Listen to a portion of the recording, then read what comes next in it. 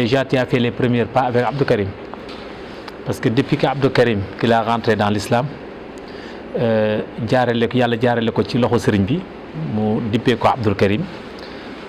mu gis sëriñ bi bëggal ko boppam nag bëgg gi mu bëgg sëriñ bi moo tax mu xemmem l'islam waaye bëgg gi mu bëgg sëriñ bi tax na muy xool li arab naan yabtaxi mardaata cheikh di xool lan mooy mbégu sëriñ bi mu gis ni mbégu sëriñ bi tey yàlla defal na ko lu mu defalul kenn ci réew mi ndax wajuram bi ko meññi demoon ca guerre ba ci 14-18 bi ñuy laaj les fils de marabout moom Cheikh Sidil Mokhtar ibn Cheikh bu Mohamed Kunta ak fukk yi mu àndaloon yàlla def mu dem ñëwaat Abdou Karim bi mu tuubee yëg loolu amatul jàmm ni faw mu invité sëriñ bi taxawal benn journée tirailleur ca Belgique ndax foofu la tirailleur africain yi ñu naan tirailleur Sénégal contingent yi foofu la njëkk a wàcc si suufu Belgique avant ñuy dugg France ba tax na mu bëgg ndax historien la cadre la intellectuel la te consultant la mu xam lan mooy njëriñul histoire te kataba allahu taarix wa kataba man yaktubu alayhimu taarix yàlla moo bind histoire moo tax histoire dafa sacré te tirailleurs yi seen histoire dafa sacré mën nañ ko dugal ci histoire saint ndax yu sacré la waaye rawatina ak sëriñ bi nga xam ni amul ku dul wajuram Cheikh Sidil Mokhtar Kunti yi ndax moo ko boole ci ahlul Kunti yu Cheikh Sidil Mokhtar Kunti yu tey moo tax mu toog jotaay bi yilif lépp lu sant Kunta ci déndu Afrique rawatina fii ci Sénégal tamate ko sëkk bi mu ko waxee sëriñ bi ca Ndakaaru sëriñ bi daf ne ko incha allah loolu de baax na kon mu ciy dox booba tey ba yàlla may ko ci buntu nag yàlla may na ko ci buntu def na première pas yi si Belgique ñëw fii na war a commencé première pas yi alhamdulilah ñi ngi ñaan yàlla nañ ci yàlla dimbali kon Cheikh bu Diop yow mi nga xam ne yaay werokaanu askan bi di werokaanu tariqa bi mag ñi wax ak yow lu bëree bëri ci histoire tariqa bi wax ak yow lu bëree bëri ci histoire kër gi kon jàppal ni loolu bokk na ci say sas itam te ci lu dul hasard démb moom Cheikh bu dafay ñëw ñu am lu ñuy waxtaane fekk waxtaanaguma woon ak Ablaye Mbaye yàlla def ñoom ñu ñëw ci guddi gi di waxtaan jën mi di Hakim Abdou Hakim la tudd wax ni moom li ko gën a yitteel mooy aspect culturel bi nga xam ne day ànd ak culture religieuse et culture qadriya te Cheikh bu Diop di ko def man dama tiit mu ni c'est Cheikh bu Diop c'est le premier koo xam dañ koy adhéré ci comité d'organisation bi ndax aspect boobu te moom mii démb mu ni ma ci guddi mu ma li may yëg daal mooy tabala yi dafa war a rëkk dënd Europe waaw kon loolu dafay doon yoo xamante si ni macha allah après incha allah Ablaye va te traduire tout ce qu'on dit incha allah ba tax na du ñu guddal yàlla def itam sunu kilifa gi teew fi di Cheikh bu Khalifa tam bokk itam ci comité d'organisation bi ndax dafa bokk ci udul xilaafa am responsabilité itam ci système xilaafa gi bokk itam ci ni ñuy doxalee xilaafa gi ñu ciy yëgoo saa su nekk mu doon ci itam shaxsiya jëmm ju am solo ci taxawaay ci wàllu nijaay ci taxawu nijaayam démb tey doo ko dikk doon koo xamante si ni ku miin nijaayam la te itam ku nijaayam bëgg la bi sëriñ bi toogee ba tey itam mu simmi yëre doom simmi yëre nijaay simmi yëre jarbaat sol yëre taalibe bëri na lu ñuy wax man ak moom bëri na mission yu muy dox ci kër gi loo xam ni moom mooy jóg dox ko yàlla xam na ne man ak moom ak Cheikh Sidi Makhtar mii toog ci wetu wajuram léeg-léeg ñoo koy yëg ndax day doon mission yoo xam ne si ni urgent la yuy jëp tëb dal suñu kaw yu mel ni muhaadaraat yi nga xam ne si nii day xew ci wàllu kër diine yi yu mel ni muassasaat yi nga xam ne si nii dañ koo bokk suñu nawle kër diine yi yëpp mu fay taxaw ba ci croissant lunaire bi lépp mu fay taxaw kër gi bokk itam ci comité d'organisation ci wàllu Belgique bi buñ ko gënee yaatal incha allah ci réunion bi nga xam ne si ni réunion dëgg lay doon di ñaan daal yàlla nañ yàlla dimbali ba ñoom seen càkkuteef ndax ki ñëw présenter le projet ni leen nu ngeen ko bëggee rek lay xaar bëgguñu mu doon loo xam ne dañ koy xumtee ci benn place dañoo bëgg mu doon loo xam ne si ni day yegg sur dimension internationale ci tous les domaines nag ba tax na loolu ñun ñoo ci des di ñaan rek barki Cheikh Sidil Muxtaar Kunti bi tax ñu di ko def yàlla maanaam dugal ci loxoom ci barki Cheikh Sidil Muxtaar ba yombal suñu lijjanti fii si Sénégal yombal ko moom itam akayam foofu ci Belgique te lépp lu ñu ciy def rek mu doon ndamal Sénégal doon mbégte tariqatul xaadiriya doon jàmm ak tawfiq ak taysir ci ahlul kunti yu bi jaahi Seydina Muhammad sallallahu alayhi wa sallam loolu moo doon kàddu yi wa axiru daawaana ila alhamdulillahi ñu ngi gën a sant nag ci turu sëriñ bi sëtu sëriñ bi di Abdoulaye Mbaye ndax maa ngi koy wax Mor léegi am na lu may wax ak moom fee bu tudd Abdoulaye ndax moom mii dañu seq lu bare ca maam ya nag ca ba léegi waaye lépp rek alhamdulilah mu teg ko ci principe di ko rafetal ba tey ci respect ci dal ci yar ci teggin waaye ci discrétion nag amal sëriñ bi njëriñ lool nag ndax sëriñ bi da koo gënal boppam ndax ku jur sa taaw tuddee ko ki nga ko tuddee am na foo ko toll sëriñ bi da koo gënal jëmmam itam sëriñ bi da koo gënal lépp man loolu xam naa ko ci moom xilaafa nag bu xasee ba taxaw ku ne mën na cee fés ku ne mën na cee feeñ waaye am na loo xamante si ni avant xilaafa la ak pendant xilaafa kon moom yàlla na ko yàlla taxawu Cheikh Sidi Mokhtar mi itam ñuy profité occasion Abdou Karim c'est Cheikh Sidi Mokhtar le fils du xalif le bras droit du xalif aussi mu doon aminu sirru papam yor secret papam ndax xam nañ ni papaam Cheikh Sidi Mokhtar la ko tuddee te aussi itam ñuy ñaan moom mi symbole la si journée bii ñuy waajal ndax son homonyme Cheikh Sidi Mokhtar mooy maamam mu doon nit koo xam ne ku am taxawaay la ci wetu papaam ndax soxlawul dërëm musuma ni ma sëriñ bi lii mooy sama yitte dara musu fee ñëw ci kër gi ndax baayam dafa waxoon lu ñëw na delluwaat ci kër gi Cheikh Sidi Mokhtar Cheikh bu Sidi Mokhtar dafa ne lu ñëw na delluwaat ci xilaafa gi xamul nu xilaafa gi lu dugg daal bu duggee ci loxoom dina yëkkatiwaat jox ma kon moom tamit yàlla na ko yàlla taxawu yàlla fay ko te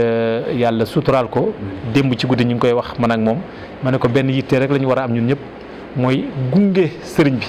ba ëllëg ñu taxaw jàkkaarloo askan bi ci bët xam ne liggéeyal nañ sëriñ bi te loolu nag résultat bi yàlla na yéex a feeñ di jaahi Seydina Muhammad sallallahu alayhi wa sallam loolu moo doon kàddu yi di la on te remercier une fois encore sur ton disponibilité et votre engagement et aussi votre loyauté envers notre vénéré Khalif Cheikh Bou Sidi Mokhtar jazakallahu khairan. waxu maam Cheikh Sidi Mokhtar mbir mi ñi koy def jóge Belgique nga xam ni dëgg rek mooy dëgg ndax it nag ñoom li ñuy def mooy bëgg a honorer tirailleurs sénégalais wala tirailleurs africains yi ñëwoon jàpp ci yàlla dogal moom Cheikh Sidi Mokhtar mi di wéyjuru xalifa bi toog di doomam tudd Cheikh Bou Mohamed xam nga ni hasard amul de moom mu dem ànd ak fukki nit ñu dem sain et sauve ñu ñëw sans bravoure amul sax trompette ni tambour ñu def ko ci nu simplicité mu am beneen jàngat magam la fi fekk di Cheikh al Bekkaay à l'époque ay frère am ñi ngi fi yoo xamante ni ñoom ñëpp ñoo bokk benn baay te kenn ku ci nekk moo la yilif mu daal ni ñii ñëpp man ak ñoom ñoo bokk Cheikh Bou Mohamed waaye kii ma bokkal ndey ak baay lay jël yóbbu xoolal jàngale boobu mag ñi ci lañ volontaire oo ànd ak maam Cheikh Sidi Mokhtar wax naa ko ci way bi 14 18 bato ba yóbbu gaaya daa fay am ku ca ràññee ba laaj Cheikh Sidi Mokhtar Cheikh ni ko yow waxal nasaraan yi nu bàyyi caaxaan te dégg say ndigal may Cheikh Sidi Mokhtar mu tàkk ci ndigal ba nu àggee ba biir Salonique la wàcc guerre ba fay ci Cheikh Sidi Mokhtar kon nag waaj bu toll noonu ñun de ñor nañu képp ku bokk ci Ndiassane képp ku bokk ci ahlul kuntiyu képp ku bokk ci tariqatul qadriya lii war naa doon sa mbir dee maintenant nag ñu ngi déglu ndigal te ndigal jëfe lépp lu ñu ci sëriñ bi sant ñu ngi ci à 100 pour cent bi ñu ci gën a ñor nag ñu dem ba yàgg ñu daan ni dañoo soxla suñu culture mais dëgg rek mooy dëgg Badr dañ fa dóor tabala imam Ahmad Badawi tudd na ko nee na tabala jooju ko am dégg-déggu baatin ba tey ma ngay dóor ci Badar wa tabluhum hunaka tuulal abadi loola nag Léopold Sédar Senghor mi ngi ko tuddee tambour de guerre mais gis nga bi ñu wanee sànq tirailleurs yi bi ñuy dem ñi ngi am ay tambour yu ñuy tëgg waaw segam la ñu defoon Badar ñu ñëw nag ahlul kuntiyu ka demoon ñëw sain et sauve bis bu nu taxawee Belgique ba bàkk tabala yi tudd tur yàlla ñu xam ni dëgg rek moom mooy dëgg faslu ma bayna al xalaali wal xaraami aduffu wa sawtu yàlla nañ ci àgg ak jàmm macha allah.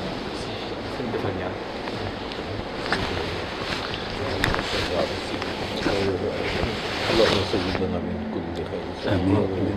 وادفع عنا كل مشاكل السرور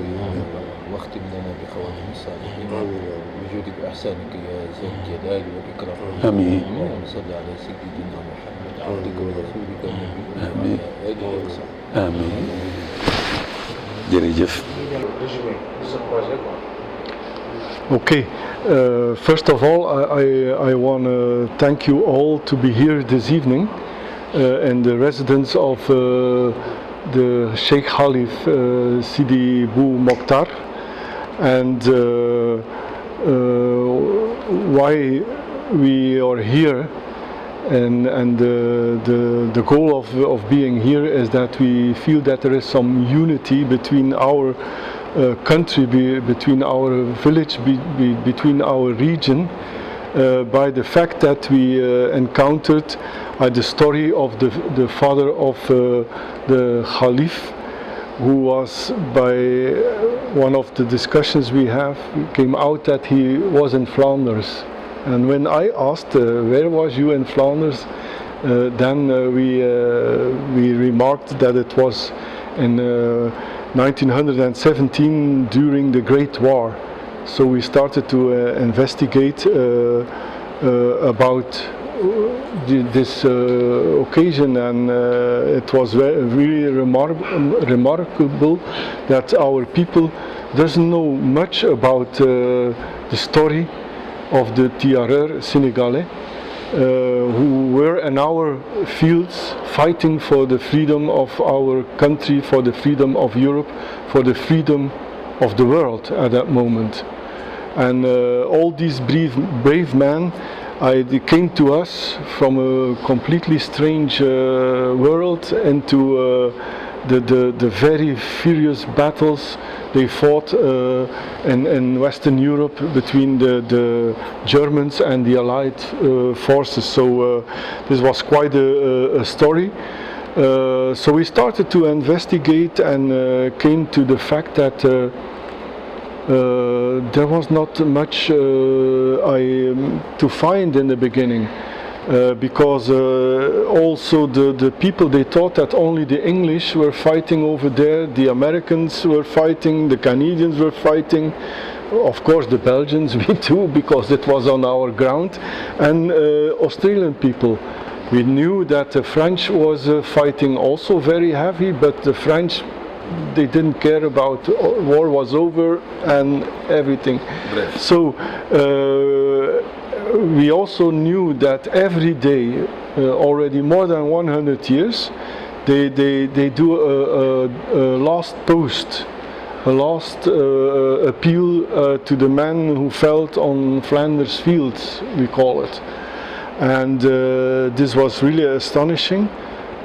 Time to time the English come, the Canadians come, the Australians come, and they do like a memorial ceremony for their fallen soldiers. So we said, yeah, we have to investigate everything about tireur Senegalais who was there. We will have to correct this and let our young people know that there were also African soldiers over there, that there were les tireurs Senegalais, and this should unite more our young people with the people and the youngsters from Senegal, especially because it was tireurs Senegalais. Right. So then we investigated how we could do this. And we came to, yeah, why not organize a big ceremony like they do. And this was the start of an investigation. I got help from Jason. I got a lot of help from Ablai. I was here for a project in public healthcare. And I fell into my old love, which is history and research on history topics, and yeah, everything fell together. So yes, can you talk about the invitation for the Khalif? Qu'est-ce qui vous a inspiré d'inviter le Khalif en Belgique? avec la culture qadriya. Yes, what inspired us to invite the Khalif is that we are a very multicultural population. We like to have people from Africa, people from anywhere in the world, because we like the multicultural aspect. We like this very much, and they came from other religions to make an honor to these soldiers who felt on our ground. So we said, we have to invite the Khalif to come over, especially because we now knew the story of the father of the Khalif, who was going from far. At that moment, this was very far, Senegal, to Flanders fields to fight for our freedom. This was a big inspiration. So we really look forward to invite the Khalif over here to participate in this ceremony, because there is a very important religious aspect we have to embrace for these fallen soldiers. Besides the military aspect, which is normal, it was a war, it was the military aspect. Besides, there is also a governmental aspect. But what we also want to honor is the cultural aspect. So we are really happy also to have our Sheikh friend over here, who would be able to also support this aspect, so that we have a very beautiful, that we can organize a very beautiful ceremony, and I'm really sure that this will really attract not only all our civilians, our people in Flanders, but also the Senegalese people who live in Belgium, the ones who are living in France, because the frontier is only 40 kilometers or less from where the ceremony will be. So that was is more or less our goal, our objectives to do this. So I will yes. So we thank also very much on researching further the impact and what is left. So we are very happy to also have Imam Kunta to give us more details about the historical aspects and background of the whole story of Nyassan and the Khalif and the father of the Khalif, and also the ancestors. The first Sheikh Khalif Kunta, who came here, was a very brave man, coming from Algeria through the desert to arrive here to inspire the people and to bring him the Islam religion at that moment. So that's also one of the aspects that Senegalese people are very brave. We found this back in the historical written field, registration field, books of the generals, of the officers who was in battle, and also from the other one, from the enemy, from the Germans, the English. They talked about the Horreur Sénégalais, the Canadians and the other ones. Oh wow, they really looked how brave they were. You see. So if Imam Kunta can bring us more information, more details, that was what they asked in Belgium,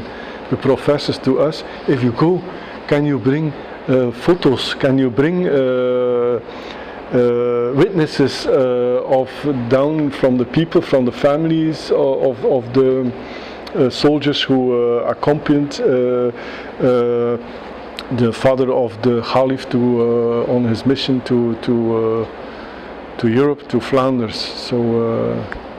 we think we will come back also with a lot of history background, which will be very welcome in Flanders. Eventually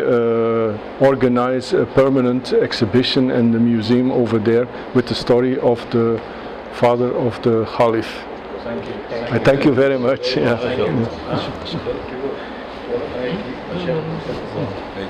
ñu def mat rek. Yes. Voilà. Aspect culturel.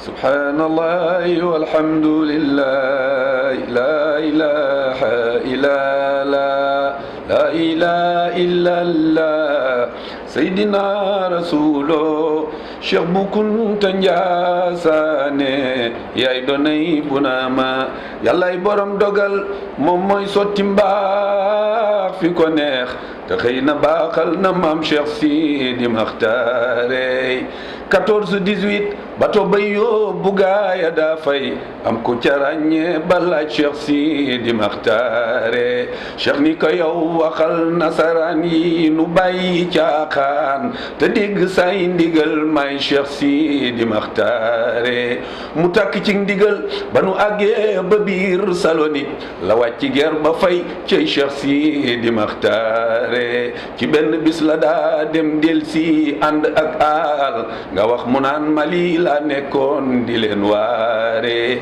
jéggaaniwul dara waajuram wa mooy wasilaam tuddee na ko ñaari turandoo ñëpp am leere Cheikh Bu Sidil Muxtaar mu soxna Anta mooy ki ca mag ñaareel ba Cheikh Bu mu mama jooli le foore